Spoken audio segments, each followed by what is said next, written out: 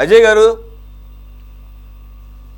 డిఎస్సిలో సిబిఐ కావాలట, ఇప్పుడు ఏపీపీఎస్సి గ్రూప్ 1 సిట్ రిపోర్ట్ వచ్చిన తర్వాత కూడా సిబిఐ కావాలట. అంటే వీరి అడిగారని చెప్పేసి నేను అక్కడ టైటిల్ పెట్టలేదు, ఆ అంశాన్ని ఇంక్లూడ్ చేయలేదు.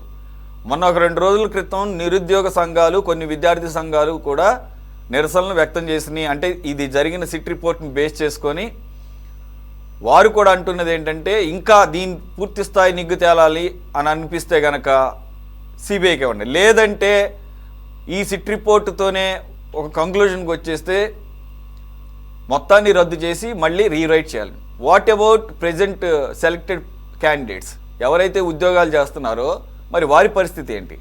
మీరు ఏదైతే అంటున్నారో డిఎస్సి వ్యవహారంలో 16,000 మంది పైచిలకు టీచర్లు ఉద్యోగాలు చేసుకుంటుంటే వారిని అవమానిస్తున్నారు మీరు అని చెప్పేసి, డిఎస్సిలో అవకతవకలు జరగకపోయినా జరిగినాయి అని చెప్పేసి అవమానిస్తున్నారు అని అంటున్నారు కదా. మరి ఇప్పుడు ఇదే ప్రశ్న వీళ్ళ విషయంలో కూడా తలెత్తే అవకాశం ఉంది కదా, దానికి సమాధానం చెప్తారు?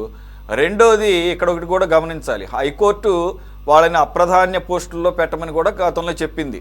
ఎప్పుడైతే దీని మీద ఈ నీలి నీడలు కమ్ముకుంటున్న తరుణంలోనే ఇది దాదాపుగా దీంట్లో అక్రమాలు జరిగాయని ఒక నిర్ధారణకు వచ్చే హైకోర్టు పూర్తి స్థాయి సిట్ రిపోర్ట్ వచ్చే వరకు కూడా ఈ 169 మంది పోస్టులు ఎవరైతే పోస్టింగ్లు ఇచ్చారో వాళ్ళని నాన్ ప్రిఫరెన్షియల్ పోస్టుల్లో పెట్టండి, దీన్ని బట్టే తర్వాత వారి భవిష్యత్తు నిర్ణయిద్దాం అన్నట్లుగా వ్యాఖ్యానించింది.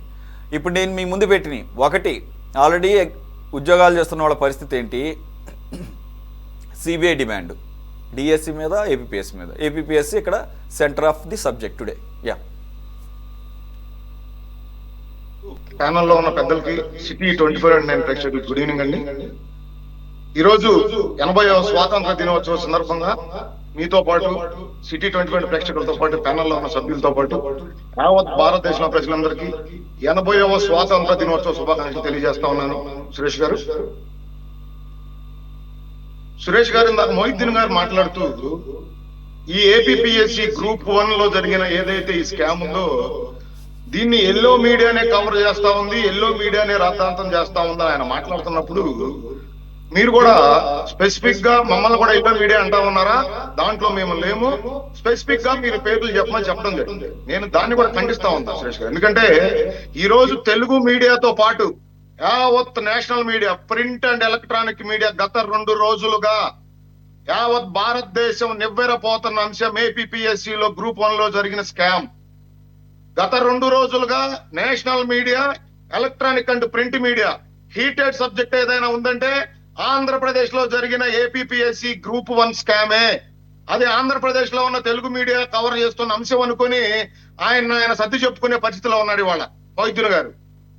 ఈరోజు నేను మీ ద్వారా రాష్ట్ర ప్రజలకు చాలా అంశాలు తెలియజేయదలుచుకున్నాను సురేష్ గారు.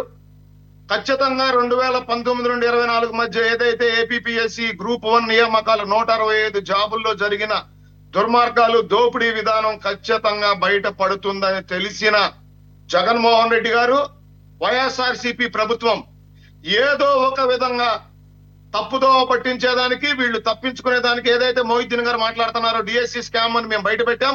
కాబట్టి ఏపీపీఎస్సి గ్రూప్ 1 లో దుర్మార్గాలు జరిగినాయి, స్కాములు జరిగినాయి అని చెప్పి మమ్మల్ని ఇరికించేదానికి కూటమి ప్రభుత్వం ప్రయత్నం చేస్తుందని ఈ రోజు ఆయన మాట్లాడుతున్నాడు. ఈ మాటలన్నీ మాట్లాడేదానికే ట్రాన్స్పరెంట్ గా జరిగిన డిఎస్సిని ఒక స్కామ్ గా అభివర్ణిస్తూ ఈ రాష్ట్రంలో గత 2 నెలలుగా వైఎస్ఆర్సీపీ నాటకం ఆడుతా ఉంది, ఆడుతూనే ఉంటుంది. ఎందుకంటే వాళ్ళకి తెలుసు వాళ్ళ ప్రభుత్వ హయాంలో వాళ్ళు చేసిన దుర్మార్గాలు. ఏపీపీఎస్సిలో కోర్టులో జరుగుతా ఉంది, కోర్టులో విచారణ జరుగుతా ఉంది, సిట్ ఎంక్వైరీ చేస్తా ఉంది, సిట్ రిపోర్ట్ రాబోతా ఉంది.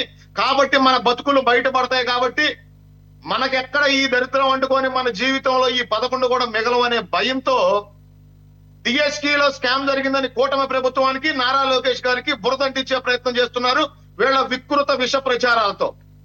మీకు ఇంకో ఎగ్జాంపుల్ గుర్తు చేస్తాను నేను సురేష్ గారు.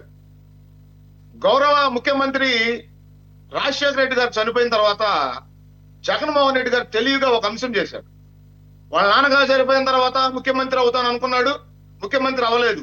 వెంటనే ఇతను ఆలోచించిన అంశం, ఖచ్చితంగా నేను చేసిన స్కామ్లు, మా నాన్నగారిని అడ్డు పెట్టుకొని నేను ఏదైతే ఈ రాష్ట్రాన్ని దోచేశానో ఈ స్కాములన్నీ బయటపడబోతా ఉన్నాయి. కాబట్టి ఏదో ఒక విధంగా తప్పించుకోవాలి, రాష్ట్ర ప్రజల్ని తప్పుదో పట్టించాలని ఓదార్పు యాత్ర పేరుతో రాష్ట్రంలో అనేక రకాలుగా చనిపోయిన వారందరినీ వీళ్ళ నాన్నగారి కోసం చనిపోయినట్టు చిత్రీకరించి ఓదార్పు యాత్ర పేరుతో ముందే ప్రజల వద్దకు వెళ్లి నన్ను ఏదో ఒక రకంగా కాంగ్రెస్ పార్టీ జైలుకు పంపాలనుకుంటా ఉంది అని చెప్పి ముందే గొగ్గోలు పెట్టి ఆ తర్వాత ఇతను చేసిన దుర్మార్గాలు, దోపిడీలు, ఈడీ స్కామ్లు ఎన్ని బయటపడి జైలుకు వెళ్ళిన తర్వాత ఇదిగో చూసారా, నేను ఓదార్పు యాత్రలో చెప్పినట్టుగానే కాంగ్రెస్ పార్టీ నా మీద కక్ష సాధింపు చర్యల్లో భాగంగా నన్ను అరెస్ట్ చేసి ఇబ్బంది పెడతా ఉందని ఆ రోజు ప్రజల్ని నమ్మించి పార్టీ పెట్టి ఏ విధంగా బోల్తా కొట్టించి ముఖ్యమంత్రి అయ్యాడో అదే విధంగా ఈ రోజు ఆంధ్రప్రదేశ్ ప్రజల్ని మభ్య పెట్టేదానికి ఏపీపీఎస్సీలో జరిగిన స్కామ్ ని ఎక్కడ బయటపడుతుందో మనం ఖచ్చితంగా జైలుకి వెళ్తాం కాబట్టి మనం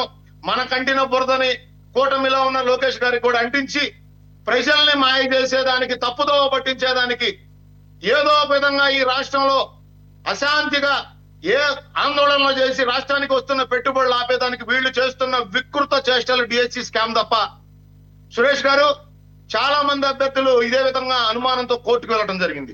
కోర్టుకు వెళ్ళినప్పుడు ప్రభుత్వం తరఫున ఏ విధంగా డిఎస్సి నియామకాలు జరిగినాయి, వాళ్ళకి ఎందుకు ఉద్యోగాలు రాలేదో ప్రభుత్వం తరఫు నుండి న్యాయస్థానానికి సాక్ష్యాలు అందివ్వడం జరిగింది. న్యాయస్థానం ఎక్కడ డిఎస్సి నియామకాన్ని తప్పుపట్టలేదు.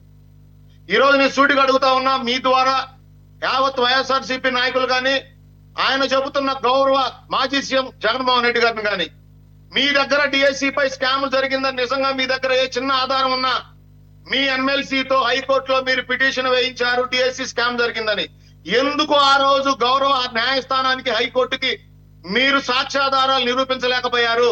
గౌరవ హైకోర్టు మిమ్మల్ని ఎందుకు మొట్టికాయలేసి ఆ కేసుని డిస్మిస్ చేసింది? సురేష్ గారు, ఇందాక మీరు ఇంట్రోలో ఇంకో మాట చెప్పారు.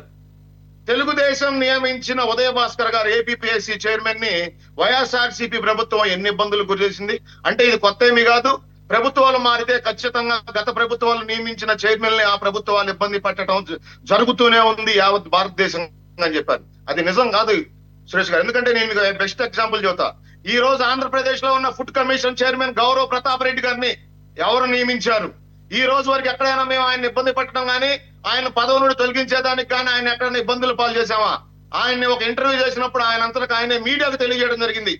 గత ప్రభుత్వం కంటే ఇప్పుడు ఇంకా నేను చాలా బాగా పని చేయడానికి అవకాశాలు ఉన్నాయి, నేను బాగా పని చేస్తా ఉన్నానని ప్రతాప్ రెడ్డి గారు చెప్పడం జరిగింది. అదే విధంగా మొహిద్దీన్ గారు మాట్లాడుతా ఉన్నారు, సిట్ రిపోర్ట్ బోటకాం, ఇది అబద్ధ ప్రచారం చేస్తా ఉంది కూటమి ప్రభుత్వం. ఇక ఇప్పుడు నేను ఏపీపీఎస్సీ జరిగిన వీళ్ళు చేసిన దుర్మార్గాలపై మీకు కొన్ని ఎగ్జాంపుల్ చెప్తాను సురేష్ గారు. 2018 డిసెంబర్ 31న ఏపీపీఎస్సీ గ్రూప్ 1 ఉద్యోగాల కోసం తెలుగుదేశం ప్రభుత్వం ఆ రోజు నోటిఫికేషన్ ఇస్తే, ఆ తర్వాత 2019లో ప్రిలిమ్స్ ఎగ్జామ్స్ జరిగినాయి సురేష్ గారు. ఆ ప్రిలిమ్స్ ఎగ్జామ్స్ లో 59,205 మంది ప్రిలిమ్స్ ఎగ్జామ్ హాజరయ్యారు. వాళ్ళలో 9,670 మంది మెయిన్స్ కు అర్హత సాధించారు. ఈ ఉద్యోగాల కోసం 1,14,000 మంది ఆ రోజు దరఖాస్తు చేసుకోవడం జరిగింది సురేష్ గారు. అదేవిధంగా వీళ్ళు నియామకాలు 2019 నుండి 21 మధ్య ఏపీపీఎస్సీ గ్రూప్ 1 నియామకాలు జరిగినాయి, 165 ఉద్యోగాలు. వీళ్ళు నియామకాలు చేసిన తర్వాత 408 మంది హైకోర్టును ఆశ్రయించి రిట్ పిటిషన్ వేయడం జరిగింది సురేష్ గారు. ఎందుకు రిట్ పిటిషన్ వేశారంటే, మాకు నోటిఫికేషన్ ఇచ్చినప్పుడు మాన్యువల్ కరెక్షన్ చేస్తామని చెప్పారు. ఇప్పుడు కోవిడ్ ని చూపించి బూచిగా చూపించి డిజిటల్ మూల్యాంకనం చేశారు. ఏదైతే మేము మాన్యువల్ గా టిక్కు పెట్టామో ఆ పేపర్ ని పీడిఎఫ్ చేసేటప్పుడు ఖచ్చితంగా అవకతవకలు జరిగే అవకాశం ఉంది. కాబట్టి మాకు మాన్యువల్ గా మాకు వాల్యుయేషన్ జరగాలని హైకోర్టుకు వెళ్ళినప్పుడు గౌరవ న్యాయస్థానం 2021 అక్టోబర్ 1వ తారీఖున మాన్యువల్ వాల్యుయేషన్ చేయాలని చెప్పి ఆ రోజున వైఎస్ఆర్సీపీ ప్రభుత్వానికి ఆర్డర్స్ పాస్ చేయడం జరిగింది. అక్కడ జరిగిన ఏదైతే థాయిలాండ్ లో జరిగిన వాల్యుయేషన్ కూడా తప్పు పడుతూ మళ్ళీ 3వసారి వాల్యుయేషన్ చేయమని చెప్పి అదే గౌరవ హైకోర్టు ప్రభుత్వానికి చెప్పడం జరిగింది. అంటే ఒక పత్రాన్ని ఒక జవాబు పత్రాన్ని 3 సార్లు మూల్యాంకనం చేసింది ఆ రోజున ప్రభుత్వం. సురేష్ గారు, 2022లో గౌరవ హైకోర్టు న్యాయస్థానం ఈ సిట్టును నియమించడం జరిగింది. ఈ సిట్టును నియమించింది కూటమి ప్రభుత్వం కాదు సురేష్ గారు. మరి మొహిద్దీన్ గారికి ఐడియా ఉందో లేదో నాకు తెలియదు కానీ ఆ రోజు కేసు నమోదు చేసి సిట్టుని నియమించింది గౌరవ హైకోర్టు, ఆంధ్రప్రదేశ్ హైకోర్టు. సురేష్ గారు, వీళ్ళు చేసిన అక్రమాలు కొన్ని చెప్తాం మీకు, అంటే ఎక్కువసేపు అంటే మీరు ఆల్రెడీ అక్కడ సిట్ రిపోర్ట్ ని మీరు ఛానల్ స్క్రీన్ మీద చూపిస్తా ఉన్నారు. అది 142 పేజీల రిపోర్ట్, అదన్నీ చదవాలంటే కుదరదు. వైఎస్ఆర్సీపీ ప్రభుత్వ హయాంలో ఒక నిమిషం ఇప్పుడు మీరు నాకు సరిగ్గా ఐడియా లేదు. మీరు చెప్పినట్టుగా 2022లోనే లేకపోతే వైసీపీ ప్రభుత్వ హయాంలోనే కనుక హైకోర్టు సిట్ని ఫామ్ చేస్తే మరి ఇన్ని సంవత్సరాలు ఎందుకు పట్టింది సిట్ రిపోర్ట్ రావడానికి? ఇప్పుడు నిదాన్ని ఆన్సర్ చేస్తాను. ఆ రోజు సిఐడి బాసునే సిట్కి అంటే సిట్కి స్పెషల్ ఆఫీసర్ గా నియమిస్తూ ఆ రోజు గౌరవ హైకోర్టు న్యాయస్థానం ఆ రోజు సిట్ ఏర్పాటు చేసింది. వైఎస్ఆర్సీపీ ప్రభుత్వం ఆ రోజు ఉంది సురేష్ గారు.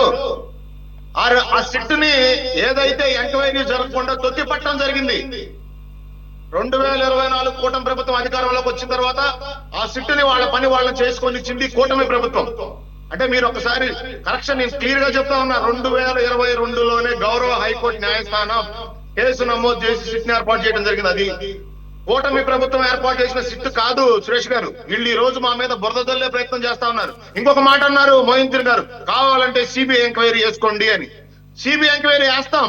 సిబిఐ కూడా నిక్కు తెలుస్తుంది. ఈ దుర్మార్గపు వైసీపీ ప్రభుత్వం ఈ ఏదైతే అధికారాన్ని అడ్డు పెట్టుకుని దోపిడీకి పాల్పడి కొన్ని వందల మంది జీవితాలతో ఆటలాడిందని. ఆ రోజు మొహిద్దీన్ గారు ఏం మాట్లాడతారు తెలుసా సురేష్ గారు? వీళ్ళు కూటమిలో భాగస్వాములు, కేంద్రంలో ఉన్న నరేంద్ర మోడీ గారిని వీళ్ళు ఒప్పించి సిబిఐని కూడా వీళ్ళ చెప్పు చేతల్లో పెట్టుకొని ఈ తప్పుడు రిపోర్ట్ ఇచ్చారని చెప్పి ఆ రోజు కూడా మొహిద్దీన్ గారు మాట్లాడతారు. వీళ్ళ నోటికి వచ్చిందల్లా మాట్లాడతారు సురేష్ గారు. వీళ్ళు ఎవరిని నమ్ముతారు? న్యాయస్థానాలని నమ్మరు. సురేష్ గారు మీకు ఇంకొక అంశం చెబుతా.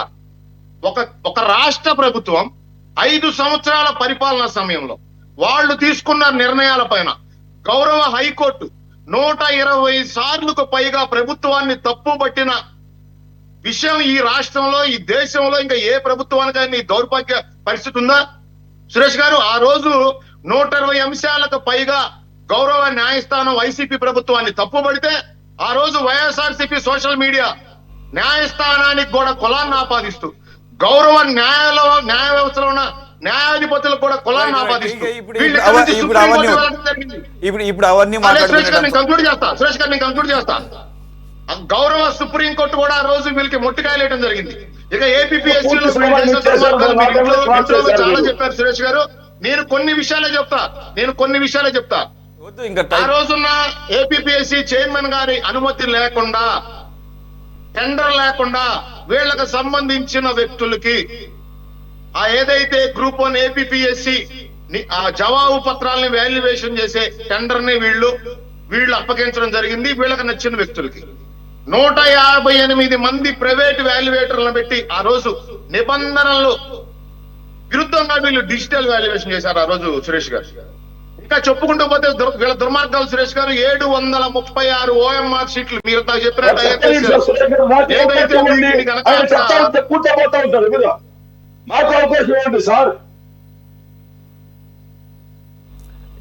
ఇప్పుడు ఆ పాయింట్స్ అన్ని నేను చెప్పాను కదా అజయ్ గారు. ఇప్పుడు అవన్నీ మళ్ళీ రిపీట్ చేయాల్సిన అవసరం లేదు. ఓకే, మీరు కూడా చాలా అంశాలు చెప్పారు. నాకు కూడా కొన్ని వాటి మీద అవగాహన లేని కూడా మీరు చెప్పారు. ఒక్క నిమిషం బాజీ గారు, ఇది హైకోర్టు సిట్కి ఆర్డర్ చేసింది గత ప్రభుత్వ హయాంలో అయితే అజయ్ గారు ఏమంటున్నారంటే ఆ సిట్ కూడా తన పని తాను చేయనివ్వలేదు, సిఐడికి సంబంధించినటువంటి అధికారిని పెట్టడం వలన సిఐడి వాళ్ళు చెప్పు చేతుల్లో పెట్టుకుని ఇలా చేశారని. మరి ఇప్పుడు కూడా 2 సంవత్సరాల పైన దాటింది. హైకోర్టు పర్యవేక్షణలో కదా ఇదంతా జరిగేది. హైకోర్టు ఎందుకు కూరుకుంటుంది ఇంత టైంని? దీని మిగిలిన అంశాలన్నీ కూడా కొంత దాదాపుగా అందరికీ అవగాహన ఉంది కాబట్టి ఒక్క నిమిషం ఆగండి సార్, నాకు టైం ఎక్కువ లేదు. ఒక్క నిమిషం ఆగండి. 30 మినిట్స్ నేను కంక్లూడ్ చేస్తా. 30 సెకండ్స్. ఏదైతే మీరు ఇప్పుడు ఒక మాట చెప్పారు,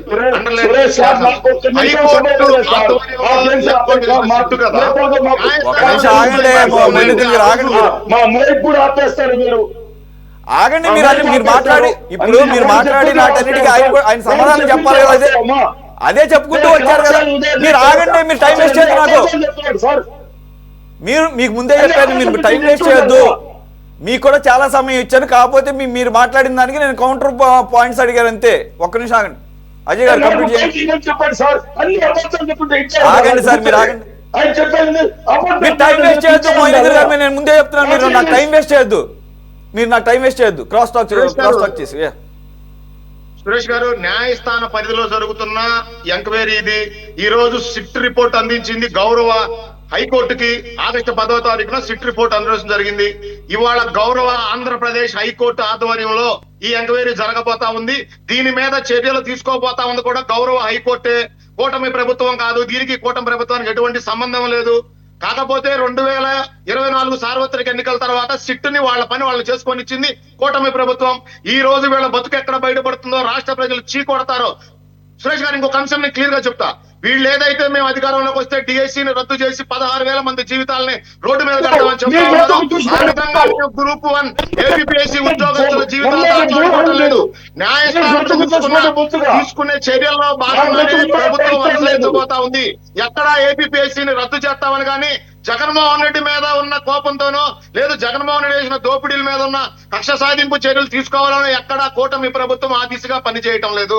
మేము ఎక్కడ ఏపీఎస్సీని రద్దు చేయాలనుకోవటం లేదు. ఆ ఉద్యోగస్తుల జీవితాలతో ఆటలాడుకోవాలనుకోవటం లేదు. వాళ్ళని ఎక్కడ అవమానించుకోవటం లేదు.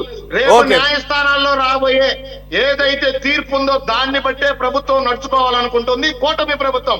రాజ్యాంగబద్ధంగా మూర్ఖుల్లాగా డిఎస్సీని రద్దు చేస్తాం, 16,000 మంది జీవితాలని రోడ్డు మీద పెడతామని ఏదైతే 16,000 మంది ఉద్యోగస్తుల జీవితాలతో ఆటలాడుకుంటూ వాళ్ళని అవమానిస్తూ ఆగండి. రెండు పార్టీలు 2 ఎగ్జామ్స్ మీద క్లారిటీ ఇచ్చారు కదా. ఆగండి, ఇంకా మీరు ఇద్దరే కాదు కదా. ప్రజలు చీపడతా ఉన్నారు సురేష్ గారు. Yes okay.